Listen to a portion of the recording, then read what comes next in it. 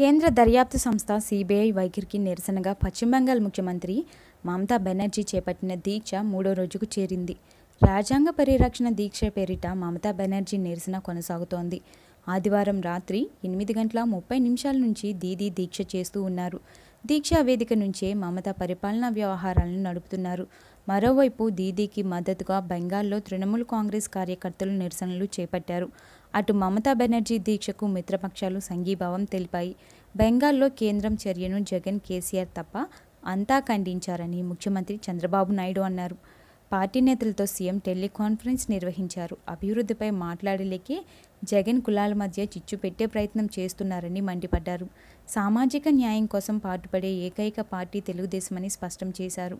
అన్ని వర్గాల బాగు కోసమే ఫెడరేషన్లు పెట్టి ప్రోత్సహిస్తున్నామని అన్నారు. జగన్, మోదీ పక్షాన ఉండడం చూసి మైనార్టీలు జగన్కి దూరమయ్యారని, అందుకే కులాల మధ్య చిచ్చుకు తెరలేపారని సీఎం విమర్శించారు.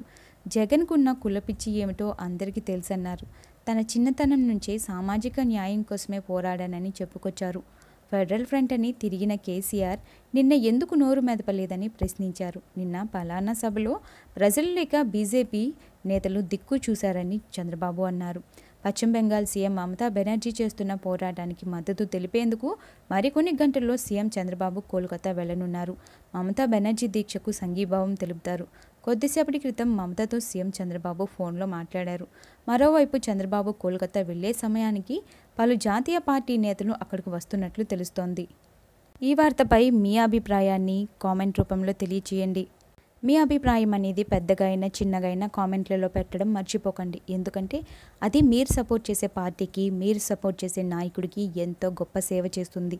అందుకోసం మీ కామెంట్స్ అనేవి పెద్దగా అయినా చిన్నగా అయినా కామెంట్లలో పెట్టడం మాత్రం మర్చిపోకండి.